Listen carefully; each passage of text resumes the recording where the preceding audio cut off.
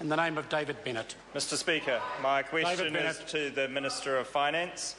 What reports has he received about increasingly broad-based growth in the economy? Honourable Bill English.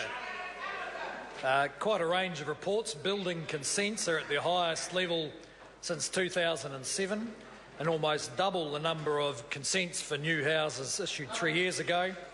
Yesterday's announcement of 41 new special housing areas in Auckland will fast-track 18,000 more houses. Business confidence remains high and it's flowing through into increased investment, supporting longer-term productivity and wages. Yesterday's employment figures show 84,000 more jobs in the year to March, the largest increase in employment since 2004. The Performance of Manufacturing Index shows 19 consecutive months of manufacturing growth, and despite a strong exchange rate, annual exports recently passed $50 billion for the first time. Supplementary question. Supplementary question, David Bennett. How does growth in employment over the last 3 years compare to forecasts for jobs growth in previous budgets?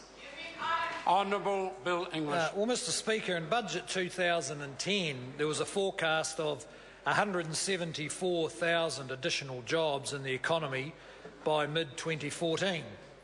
Yesterday's figures confirm we are on track to meet these forecasts, including the 84,000 new jobs created in the past year alone.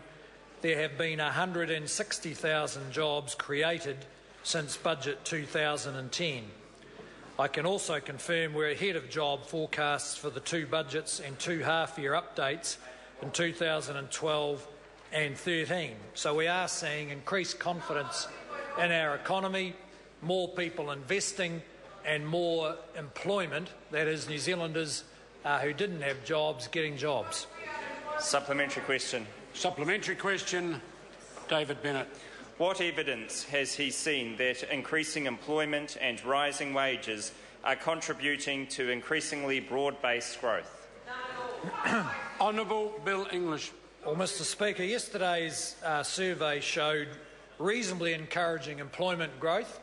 While I acknowledge that it's not yet sufficient to reduce unemployment to the desirable levels that we would like to see. But the survey does show encouraging growth in the regions and for traditionally disadvantaged groups. Employment growth in the year to March was strong in Auckland and Canterbury, but even those centres, without these centres, employment increased 24,200. For instance, in the Bay of Plenty by 12% and in Otago by 7%. Youth employment increased by 15,600. Employment among Maori was up 5.8% in the year to March, and among Pacific peoples employment was up 8%.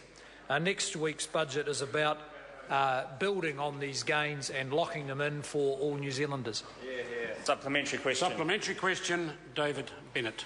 How will next week's budget continue the government's support for higher wages and more jobs for New Zealand families? Honourable Bill English. Well, Mr Speaker, the budget will underpin the conditions that allow for more investment and more jobs. Around 170,000 jobs are forecast to be added to the economy by mid-2018. The average full-time wage is forecast to increase to $62,300, up from $48,700 in 2010. And the unemployment rate is expected to fall to 4.4%.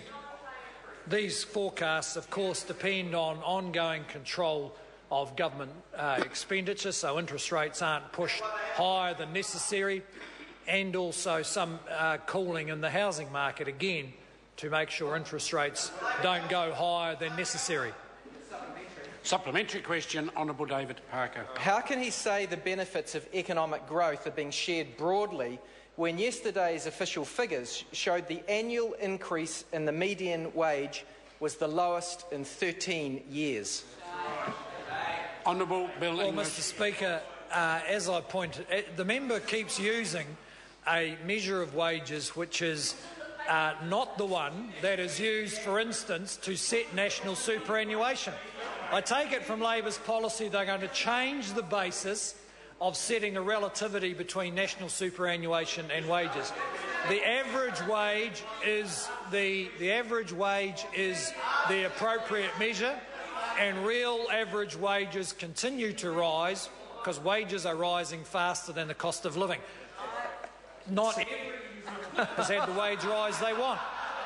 Supplementary, Mr Speaker. Supplementary question, Honourable David Parker. Is the broad-based growth he's referring to the enormous growth in house prices, up 40% in Auckland to over $650,000 on average? It isn't it the truth of it that it is the dropping home ownership and growing inequality that are broad-based?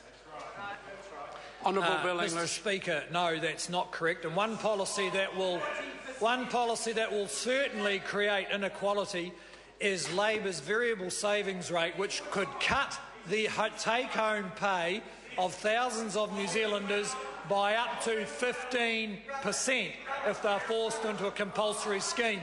That would certainly make inequality worse. Order. Point of order, Honourable David. Mr Speaker, as you're aware, the Minister has no responsibility for other parties' policies and should not misrepresent them. Order. I invite the member to go back and look at his two supplementary questions that are asked, and wording to the effect, isn't it the truth, the Minister took the opportunity to respond the way he did. Point of order, Mr Speaker. Can I just clarify, because I don't want to start the day on I'm seeking a clarification. Order.